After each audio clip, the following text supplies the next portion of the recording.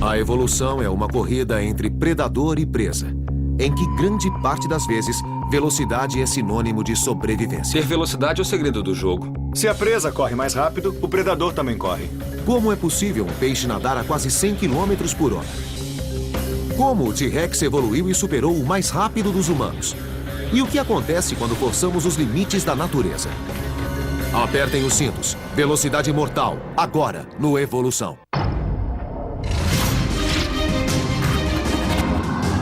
A história da sobrevivência. Evolução. No calor escaldante sob o sol da savana, o predador observa a presa.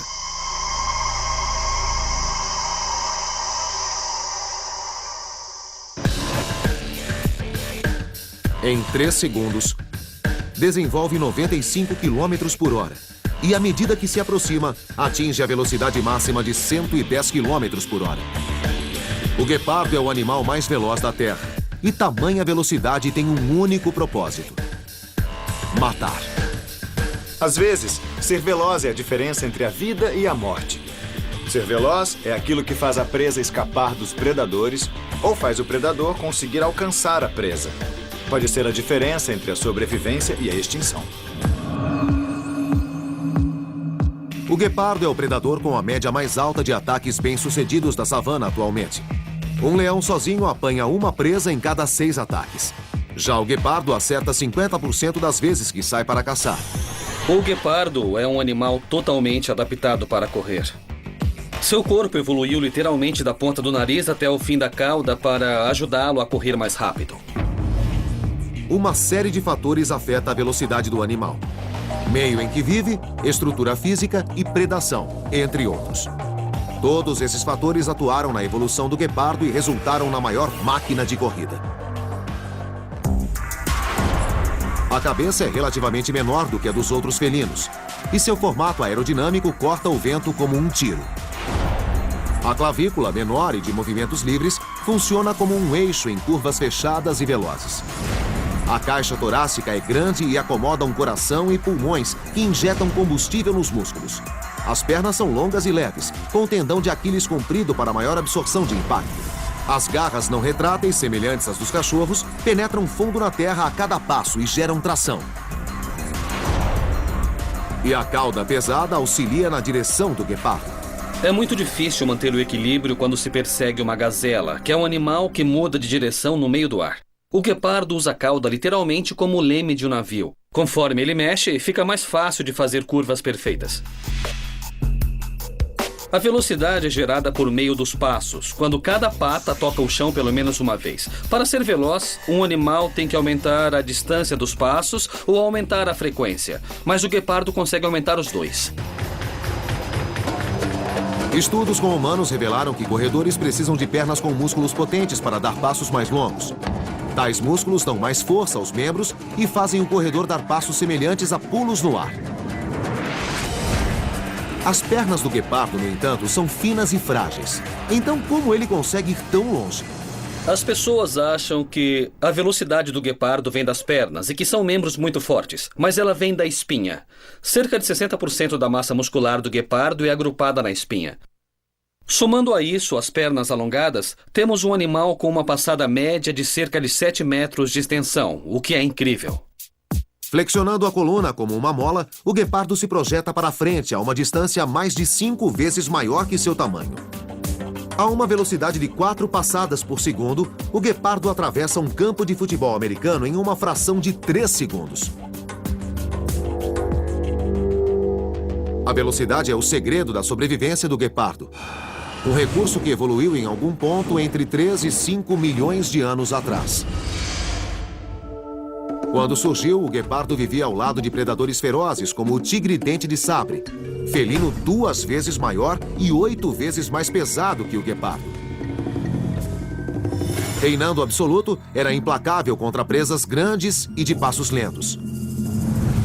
Mas havia espaço para um predador mais veloz, qualidade legítima do guepardo e seus ancestrais.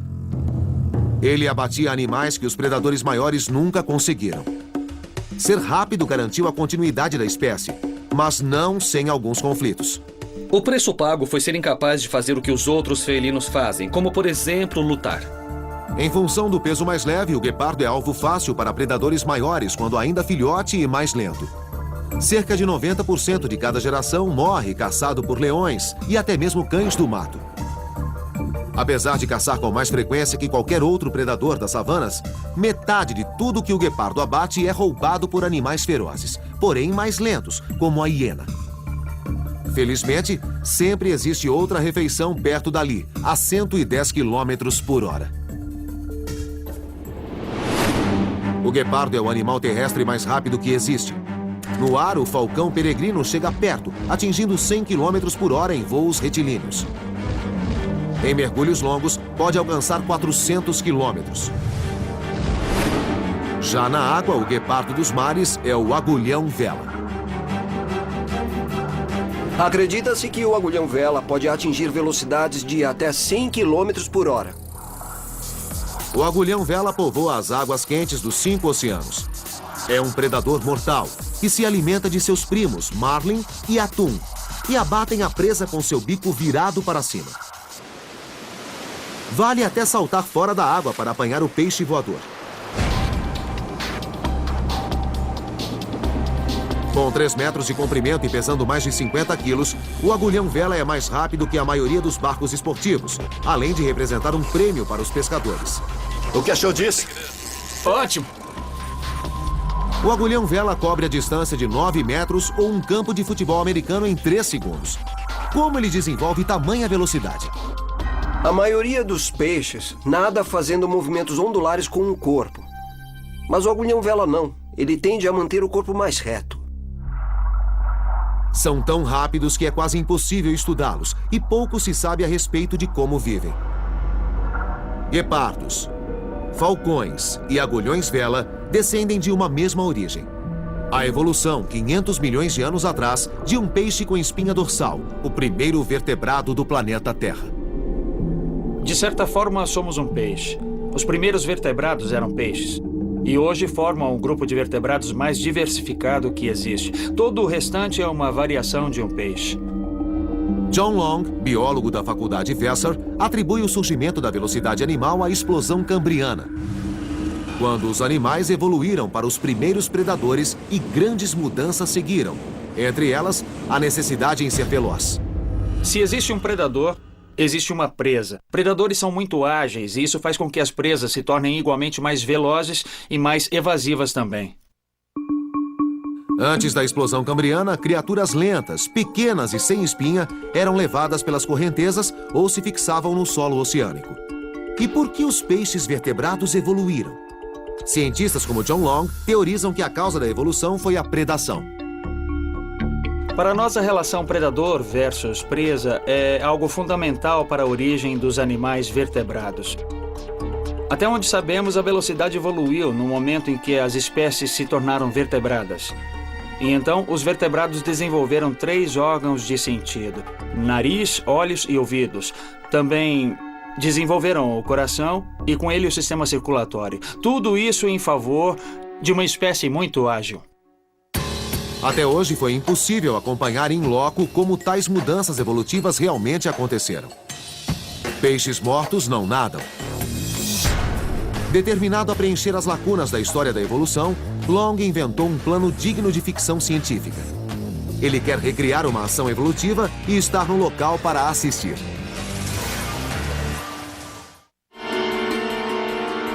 Em um laboratório de Nova York, o biólogo John Long está prestes a recriar a evolução da coluna vertebral, 560 milhões de anos depois que ela surgiu.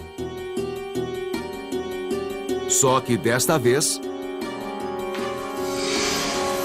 com robôs. Um dos problemas com registros fósseis é que temos apenas o cadáver do animal e não sabemos nada sobre seu comportamento. A simulação robótica é uma tentativa de reanimar os fósseis, de trazê-los de volta à vida. Long construiu robôs que imitam os animais e suas formas primitivas de coluna vertebral. Uma das peças tem uma série de espinhas de cartilagem macia. Atualmente, são poucas as espécies que ainda possuem colunas como esta.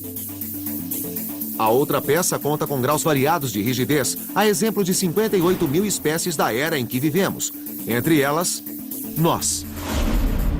O plano de Long é descobrir por que exatamente a coluna evoluiu e por que a versão igualmente flexível e eficaz desapareceu.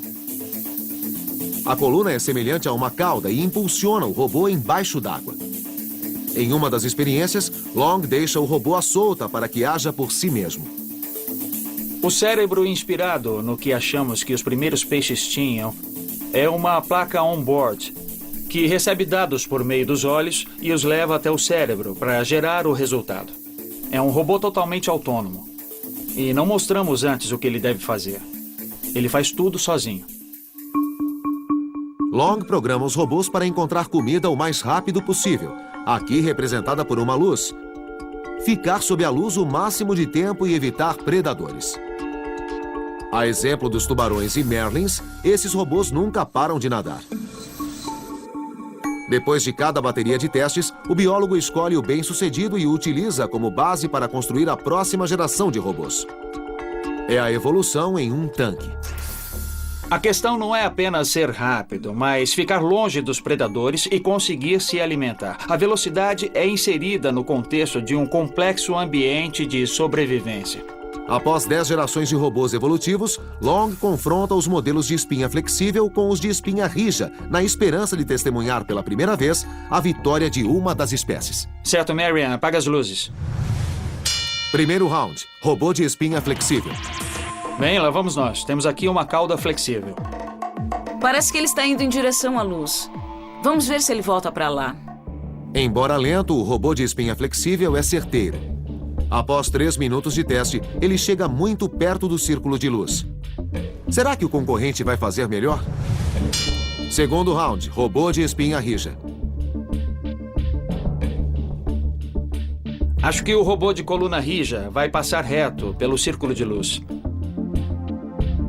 Menos flexível, o robô de espinha rija tem mais força, mas é menos certeiro. Indivíduos velozes tendem a passar reto pela fonte de alimento. Às vezes, ser veloz não é bom. Ser veloz pode causar problemas. Mas se a velocidade dificulta a obtenção de alimento, por que a coluna flexível desapareceu? A diferença aparece quando Long recria o que aconteceu na explosão cambriana, o surgimento de um meio repleto de predadores. A função do predador é encontrar a presa e tentar devorá-la. Terceiro round, a caça do robô de espinha flexível. Pronto? Vai. Vamos lá, predador. Mostra o que sabe. Isso que está acontecendo agora é que o robô presa está nadando em direção à luz, mas percebeu a presença do predador e começou a nadar mais rápido. Ele está dizendo, não posso comer agora, tenho que sair daqui correndo. Está dando meia volta e se afastando da luz. Já o predador diz, não adianta correr, te peguei. É claro que um robô não come o outro, seria muito caro construir um aparelho assim. O robô de espinha flexível é muito lento para sobreviver. E quanto ao outro exemplar? Quarto round, a caça ao robô de espinha rija.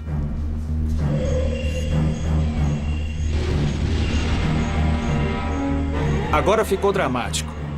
Esta é a presa de coluna rija e o predador não tem como acompanhá-la.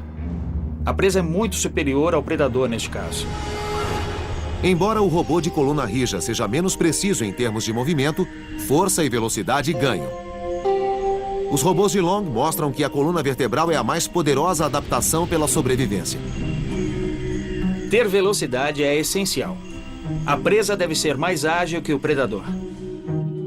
E qual a chave da agilidade? Uma coluna vertebral. Quanto mais rija, melhor. A coluna vertebral é uma estrutura a qual todo o restante está fixado. Mas ela é fundamental não só por causa disso. A coluna oferece um eixo rígido e fortalece o indivíduo à medida que ele se desloca pelo meio em que ele vive. Os peixes mais rápidos da era atual possuem colunas rígidas.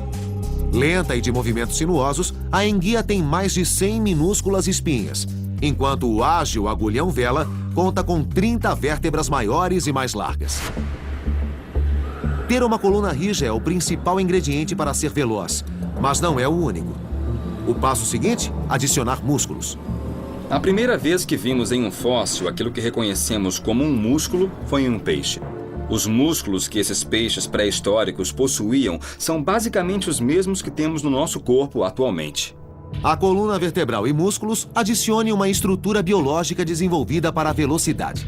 Era preciso que tivessem um corpo alongado, e uma das características é que o formato alongado do corpo evoluiu desde os primeiros peixes, e eles desenvolveram a cauda mais larga.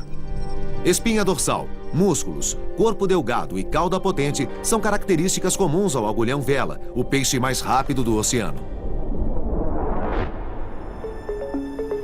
Mas nem toda criatura aquática desenvolveu a espinha. Muitos se tornaram predadores usando a velocidade de uma forma diferente, como arma. Ser veloz não depende apenas de como o animal se movimenta em seu ambiente, mas também da velocidade com que desempenha atividades. Uma espécie pode ser relativamente lenta em seus movimentos, mas quando ataca a presa é incrivelmente veloz. Junto com o desenvolvimento da coluna vertebral, outra adaptação começou a evoluir. Algo que traduziria a velocidade no ataque mais poderoso e arrasador do planeta.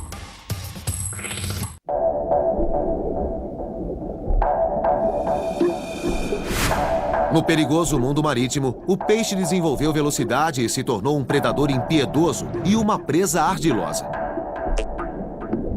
Neles surgiram a coluna vertebral, os músculos, o corpo alongado e a habilidade para atravessar a água em velocidades inacreditáveis. Mas uma outra classe de criaturas marinhas nunca desenvolveu a coluna vertebral. Algumas espécies, como a água-viva, têm a parte externa macia e se movem com propulsão mínima, geralmente levadas pela correnteza. Outras, como os nudibrânquios, não conseguem correr, mas conseguem se esconder. Essa defesa surgiu há 500 milhões de anos, durante a Era Cambriana. Enquanto os peixes predadores desenvolveram a coluna vertebral, em algumas de suas presas surgiu uma defesa efetiva. Por volta da época da explosão cambriana, ocorreu um evento muito importante na história da vida, que foi a evolução dos primeiros órgãos rijos. Esses órgãos levaram ao desenvolvimento da pele espessa em um grande número de animais. Semelhantes a uma armadura, essas peles, cascos ou exoesqueletos ofereciam proteção, porém confinavam. Criaturas com cascas geralmente se arrastam pelo solo oceânico. Bem protegidos, eles se adaptaram a um jeito diferente de correr para capturar a presa. Como um boxeador peso pesado, podem não vencer uma corrida de velocidade, mas sabem dar golpes ágeis e eficazes. E de todos os ataques, o golpe mais poderoso da natureza pertence ao camarão. Não existe um músculo mais ágil no planeta capaz de gerar a velocidade e a força produzida pelo camarão mantis. A bióloga Sheila Patek estuda o camarão mantis, dono do ataque mais rápido da vida marinha. Medindo apenas 10 centímetros, o crustáceo é capaz de quebrar o vidro de um aquário e rachar a casca de um siri, como se fosse casca de ovo. Eles gostam de comer siri e é interessante e um pouco assustador vê-los caçando, pois correm bem rápido atrás da presa e batem nela com tanta força que as patas do siri são arrancadas da casca. Se aumentado ao tamanho de um homem, o camarão seria um lutador cujo soco atravessaria uma parede de concreto. Até hoje, ninguém realmente entendeu como o pequeno, porém poderoso crustáceo consegue empregar tanta velocidade no ataque. E Patek quer descobrir a resposta. A bióloga examina imagens em câmera lenta a fim de entender o ataque. Ela utiliza um potente sistema de vídeo projetado pela NASA, capaz de filmar mais de 5.000 quadros por segundo, mais de 100 vezes mais rápido que uma câmera comum. Colocamos a câmera de vídeo para rodar e colher dados ininterruptamente, fazendo imagens contínuas com mais quadros por segundo. Agora vamos esperar que o camarão mantis ataque a lesma. Isso, muito bom. Que ótimo! Pela primeira vez, um grupo vai calcular a velocidade do golpe com a ajuda de imagens. Com o camarão mantis, em especial, foi possível registrar velocidades de 19 metros por segundo ou 80 km por hora. Além disso, ele acelera com uma força quase 100.000 vezes a força da gravidade. A velocidade do ataque é 2 vezes maior do que os cientistas imaginaram, e com a aceleração de um disparo de revólver. Patek sabe que nenhum outro animal possui um músculo tão veloz, e as imagens não mentem. Analisando cada quadro do filme, Patek descobriu o segredo da arma do camarão mantis: sua casca. O camarão mantis tem um músculo comprido que ele lentamente contrai e armazena uma grande quantidade de energia elástica no sistema. E quando ele está pronto, abre uma travinha e o músculo salta para frente em altíssima velocidade. Na engenharia, o princípio da energia elástica pode ser observado no desenho de bestas, catapultas e na explosão de um caça a jato quando lançado de um porta-aviões depois que o cabo de segurança é liberado. Como se carregasse uma catapulta, o camarão lentamente contrai a pata e libera a energia comprimindo os músculos em vários pontos. Entre eles, uma estrutura em forma de cela dentro da casca. Uma trava segura a pata no lugar. Quando a trava é liberada, a casca comprimida volta à posição original, impulsionando o músculo para frente em velocidade letal. Em vez de limitar a velocidade, a casca é responsável por um ataque veloz quase impossível de notar. Dá para imaginar? Ao longo das eras da evolução, esse apêndice ficou cada vez mais ágil, principalmente em função da origem do mecanismo de trava. Com a evolução, o mecanismo se tornou uma característica-chave do grupo e permitiu que se diversificasse em uma série de nichos diferentes. Outros invertebrados utilizam o mesmo mecanismo de catapulta. Da velocidade esmagadora da mandíbula de uma formiga à força elástica dos joelhos do gafanhoto. Mas até a velocidade do ataque do camarão não é capaz de dar conta da força que destrói vidros. Ciente de que a história ia além, Patek encontrou mais respostas na trilha sonora. É isso aí. Muito bem. Vamos olhar mais perto. Veja que existem 2 picos de som. Houve uma explosão de som aqui e depois mais uma ali. São 4 décimos de milésimos de segundos ou meio milésimo de segundo entre um e outro. Patek notou que o segundo ruído pode ter sido causado pela explosão de uma bolha de ar. Um efeito colateral da velocidade conhecido como bolha de cavitação. As bolhas de cavitação são produzidas quando objetos como a hélice de um barco evapora a água que o cerca, criando bolhas cheias de energia altamente comprimida. Quando a bolha estoura, a energia é rapidamente liberada, resultando em ondas de choque capazes de danificar aço. A força é dobrada, e com ela o camarão garante um ataque mortal. Eles geram uma força 1000 vezes maior que sua massa muscular no momento de pico. Isso é o mais impressionante. Eles são ágeis, têm picos de aceleração, mas a força é realmente insuperável.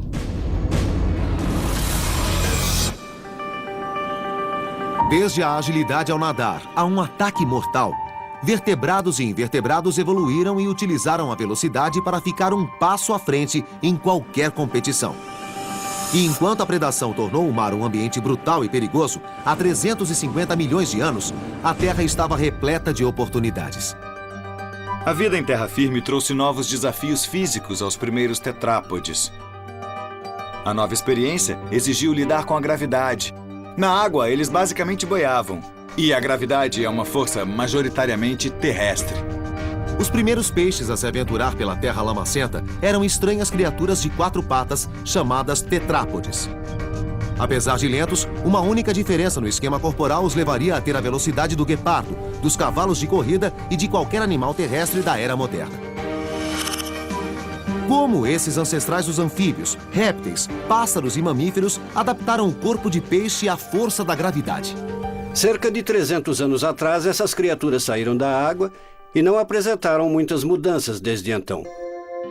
O biólogo Stephen Hiley estuda a salamandra gigante do Pacífico. O anfíbio é o parente vivo mais próximo do tetrápode original. Esta espécie é um ótimo exemplo do primeiro animal de 4 patas que saiu da água. É um bicho de postura esparramada. As patas da salamandra servem para nadar ou caminhar em terra firme. São posicionadas na lateral do corpo e, na água, funcionam como as pás de um barco. Mesmo assim, são capazes de andar normalmente no seco. A exemplo de alguns outros, este é um sistema imperfeito e Hiley explica o motivo. Este instrumento que eu construí mede o movimento que o animal faz na terra, subindo e descendo, para frente e para trás e de um lado a outro. Veja que ele é meio preguiçoso e não gosta de andar muito longe. Bom, rapaz. O instrumento coleta dados à medida que a salamandra percorre o trecho. Os dados mostram que o passeio é ineficiente, pois as patas se movem subindo e descendo mais do que empurrando o animal para frente. Tal sistema é suficiente para um anfíbio que passa somente uma parte da vida em terra firme. Animais que vivem na terra em tempo integral precisariam de um sistema melhor ou morreriam pela incapacidade de apanhar presas e escapar de predadores. Lá vai ele. Muito bem. Um dos primeiros animais a viver em terra firme descendente dos anfíbios foram répteis como o lagarto. Um dos mistérios que tentamos desvendar é como essas espécies aquáticas evoluíram e se tornaram animais velozes como o lagarto. Para saber exatamente quais são as diferenças entre a lenta salamandra e o ágil lagarto, Riley cruza os dados do aparelho com imagens em alta velocidade. O vídeo mostra a transformação-chave, das pás de um barco aos pneus na estrada. A salamandra sempre coloca as patas no mesmo lugar em relação ao corpo conforme anda e não coloca as patas embaixo do corpo. Já o lagarto caminha bem mais rápido e passa as patas embaixo do corpo. Embaixo do corpo, as patas desses répteis os impulsionam para frente, sem ter que movê-los para cima e para baixo. A adaptação da espécie à vida em terra firme foi um marco da evolução. Desde os primeiros répteis correndo há 280 milhões de anos até os cavalos de corrida de hoje, cada animal veloz da face da Terra tira vantagem da mesma estrutura corporal básica. Foi dada a largada. Um dos pontos que todo animal veloz tem em comum é que as patas se movem para baixo do corpo. Um cavalo, um guepardo ou um cachorro, todos eles movem as patas para baixo do corpo e as balançam para que a parte superior também se mova. Rápido e mortal, os répteis cresceram para dominar a vida na Terra. Seus primos dinossauros cresceram de forma descomunal e alguns se sobressaíram, mas tiveram de encontrar um jeito de correr em duas patas a fim de sobreviver.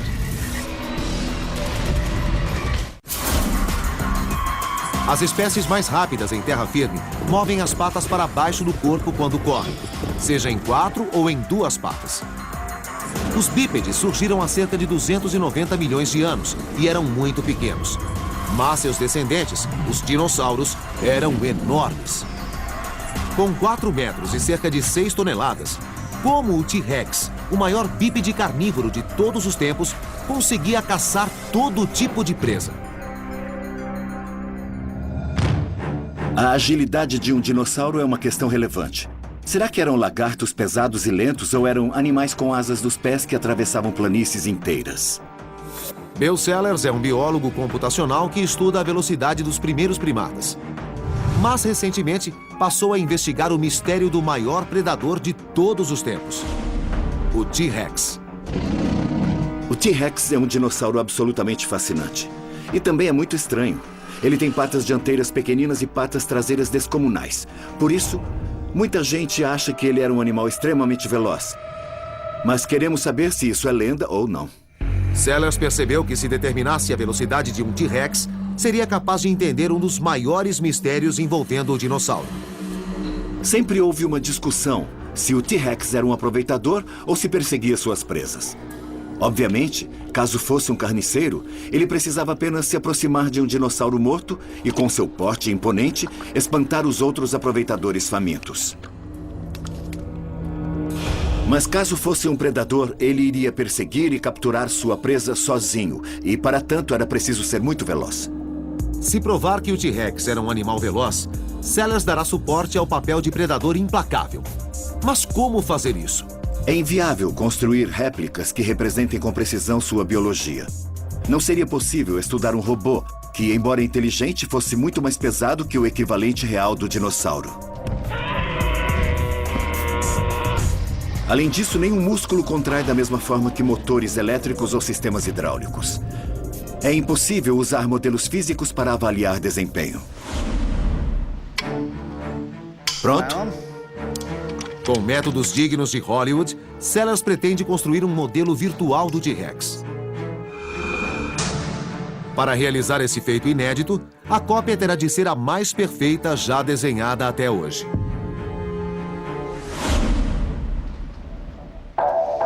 Será possível superar a precisão dos monstros da telona? A resposta é o LiDAR, o melhor sistema sensor remoto do mundo, desenvolvido pelo governo americano para criar mapas detalhados do solo oceânico. Sellers descobriu que poderia usar o sistema para mapear o T-Rex. O sistema tem um laser. O laser, obviamente, brilha. E esta máquina é o chamado sistema de luz do laser. Na verdade, ela mede o tempo que a luz leva da unidade para o objeto iluminado e volta. Trata-se de uma medida de distância e a vantagem é que, ao invés de medir à mão e desenhar o animal ou usar um scanner a laser manual, utilizamos apenas um equipamento. Ele é colocado em diferentes lugares da sala e faz uma varredura tridimensional do objeto em questão, mas é preciso detalhes adicionais de certos pontos.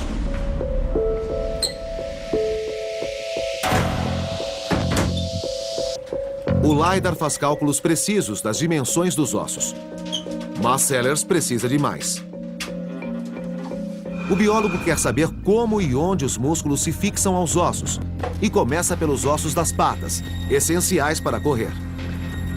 Um dos pontos é esta parte aqui, este pequeno calombo, onde um dos músculos se fixa. Detalhes como este são muito importantes quando tentamos reconstruir a musculatura de um animal. Sellers escaneia os pontos de junção entre ossos e músculos e anota detalhes minuciosos. Em seguida, usa o programa projetado para unir as peças.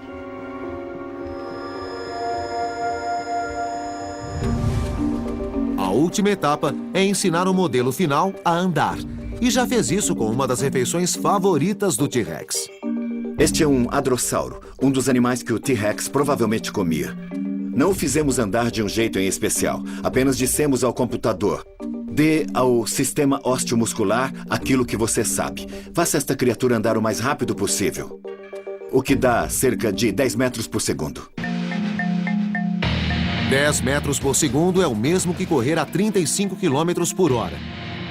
Será que o T-Rex o alcançava? Sellers acredita estar muito perto de dar um fim à discussão. Primeiro, ele faz um modelo preliminar de T-Rex competir contra corredores conhecidos, a fim de garantir que o modelo funciona apropriadamente. O T-Rex está aqui deste lado, e usamos 3 bípedes atuais para fazer comparação. Temos um modelo humano, um avestruz e um emu. Como podemos notar, os animais menores são mais rápidos. O avestruz é mais veloz que os dinossauros maiores. O T-Rex é o mais lento deles, mas ainda assim mais veloz do que o homem. O homem moderno é capaz de correr 1,5 km em 4 minutos, ou 35 km por hora. E qual é a marca do T-Rex? Nós descobrimos que o T-Rex era um dinossauro que era relativamente veloz. Ele corria a cerca de 8 metros por segundo, o que dá 28 km por hora. A 28 km por hora, o T-Rex ultrapassaria o homem mais rápido da Terra em mais de 1/4 de quilômetro. Mas e quanto ao hadrossauro? Com uma velocidade máxima de 35 km por hora, venceria fácil o T-Rex. E Sellers diz que é justo. O T-Rex basicamente corria para comer, enquanto o hadrossauro corria para sobreviver. É normal que ele se empenhasse muito mais para ser mais rápido. Parece paradoxal, mas a maioria das presas supera a velocidade máxima de corrida de seus predadores. A única exceção é o guepardo. Quando não consegue ultrapassar o predador, a caça entra em extinção. Ninguém alcançava um hadrossauro saudável. Era mais fácil apanhar aqueles mais idosos, os feridos e aqueles que fossem mais lentos que o restante. Eram esses que o predador preferia perseguir. O equilíbrio entre caça e caçador permitiu a sobrevivência de ambos ao longo das eras. Há uma grande e infinita disputa entre presa e predador. E a velocidade provavelmente evoluiu para que a presa escapasse de predadores em potencial e para que o predador pudesse apanhar a presa. Trata-se de um ciclo contínuo de eventos no qual a presa fica mais veloz, o predador fica mais veloz e o resultado é que em algumas linhagens a velocidade atingiu proporções inimagináveis.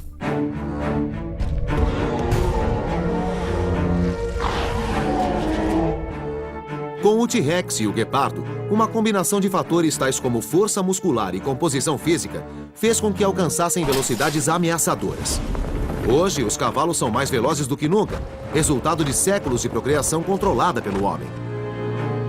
Trata-se de uma experiência a longo prazo na evolução dos seres em movimento e é apenas o começo do que ainda pode surgir. Foi dada a largada. O homem nutre um fascínio por velocidade. Ver cavalos correndo é um passatempo do homem há no mínimo 1 milênio. Criaturas semelhantes ao cavalo surgiram há cerca de 52 milhões de anos. Eram lentos e, à medida que evoluíram, seus descendentes trocaram as florestas pelas planícies abertas em busca de pasto. Os mais velozes conseguiram escapar dos predadores e sobreviveram. Se fosse preciso, eles saíam correndo dos predadores, mas não foram escolhidos pela seleção natural para percorrer qualquer distância em velocidade muito alta. Eles se desenvolveram para andar e trotar a uma velocidade muito mais baixa em distâncias mais longas. O Dr. Ben Martin é veterinário e professor da Universidade da Pensilvânia. Embora o cavalo tenha evoluído por meio do cruzamento seletivo não natural por volta do século XIV, ele vê uma terrível tendência na prática: a criação de cavalos mais velozes, porém cada vez mais frágeis. Ele sai do segundo lugar e assume a liderança. Hoje existem garanhões reprodutores que competiram em pouquíssimas corridas. Eles atingem velocidades maiores e conseguem os melhores resultados, mas por menos tempo. Ao escolher e preparar um cavalo para competir, o criador seleciona um animal que certamente será mais veloz, mas seus descendentes terão cada vez menos saúde e menos resistência. Cavalos campeões podem atingir 80 km por hora, mas sofrem fraturas com mais facilidade. A seleção natural atua no corpo inteiro e em tudo o que ele desempenha. Quando criamos animais para correr mais rápido, só conseguimos pensar na velocidade. Os cavalos de corrida, por exemplo, são tão velozes que sofrem fraturas sozinhos, apenas correndo em uma prova. A exemplo de muitos mamíferos velozes, entre eles o guepardo, o cavalo concentra a força muscular no dorso e quase nenhum peso nas patas. Tal combinação extrema faz com que os imensos músculos dorsais movam as patas ultraleves a uma velocidade inacreditável. Mas para Martin, a reprodução controlada pelo homem criou um animal perigosamente fora de equilíbrio. Ao galopar, o cavalo força as patas traseiras para subir, pousa com as patas dianteiras e o último membro a tocar o chão é a chamada pata de apoio. Esta é a pata que sofre a maior pressão. É a pata mais provável de sofrer lesões quando em velocidade. Martin já presenciou centenas de fraturas causadas por velocidade que obrigaram os criadores a sacrificar seus cavalos de corrida. Os cavalos são criados para correr no limite e dar o máximo de si. O coração está nas patas o tempo todo e a única esperança é que ele cruze a linha de chegada. Os dois se aproximam da linha de chegada. Na minha opinião, um animal de reprodução está no limite da capacidade de velocidade e distância.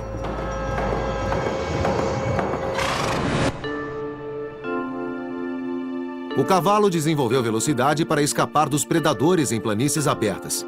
Os cientistas acreditam que a chave do sucesso dos primeiros seres humanos não é a velocidade, mas a resistência. Uma das teorias é que depois de descer das árvores, o homem passou a perseguir animais para comer ou procurar carcaças para se alimentar dos restos. As duas atividades exigiam correr longas distâncias e o homem se tornou um ótimo corredor de longa distância.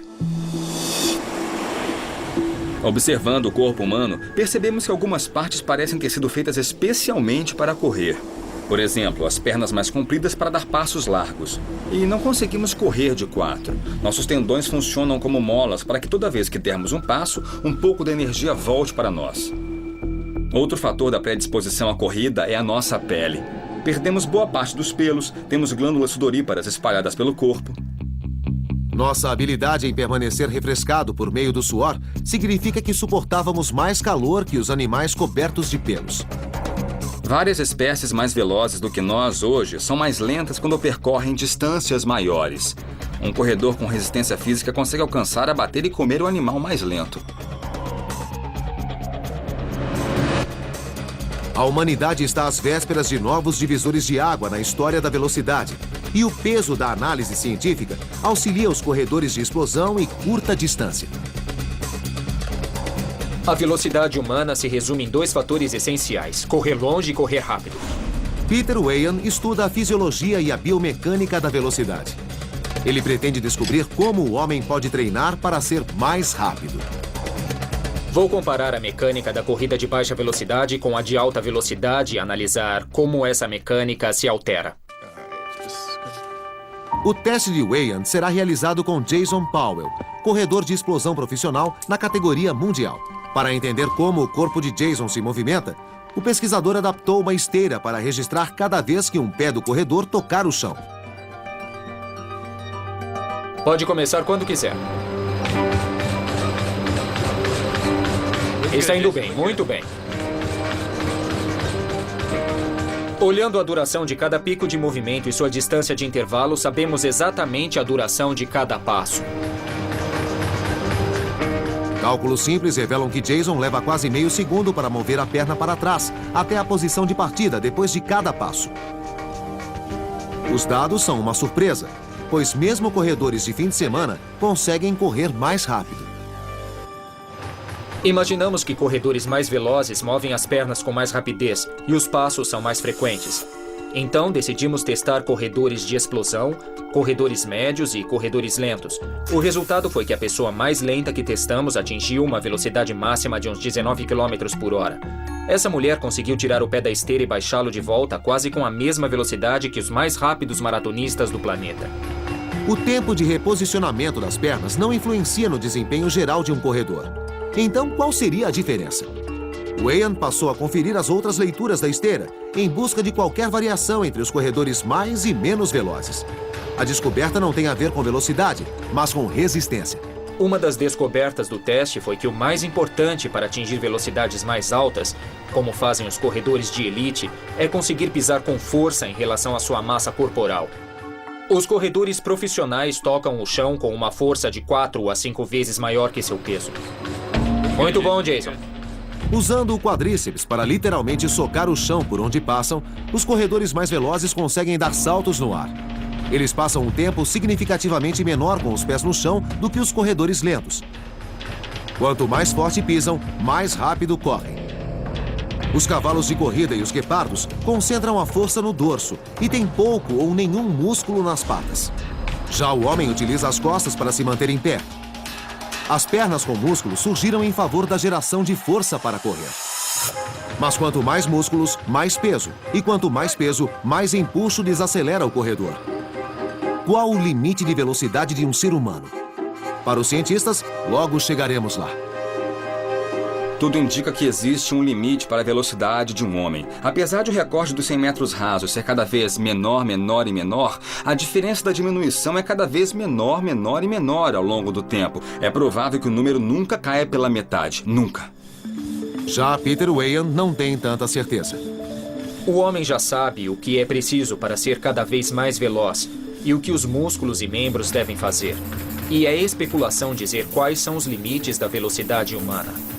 Sabemos que o material biológico fornecido pela natureza pode nos levar a velocidades maiores do que as atuais. Mas como atingir tamanho feito é algo impossível de avaliar. Weyand acredita em um limite de velocidade humana, mas talvez já saibamos um jeito de ultrapassá-la. À medida que a humanidade aplica a tecnologia no próprio corpo e de certo modo direciona a própria evolução, os velhos limites não servem neste caso. Se pensarmos no futuro da velocidade humana e da competição atlética, de certa forma estamos às portas de um novo mundo, em função dos avanços dos projetos tecnológicos de sapatos, pistas, pernas artificiais ou de esquemas genéticos. Chegamos ao ponto em que somos capazes de controlar as propriedades dos tecidos do próprio corpo. É nesse ponto limítrofe que se torna difícil prever onde e quando será o fim.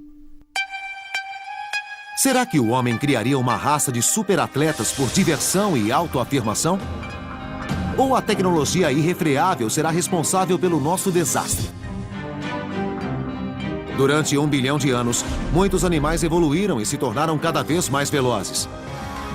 E com a inspiração humana para avançar o processo, fica claro que por meio de métodos naturais e artificiais, a velocidade vai continuar a ser desenvolvida.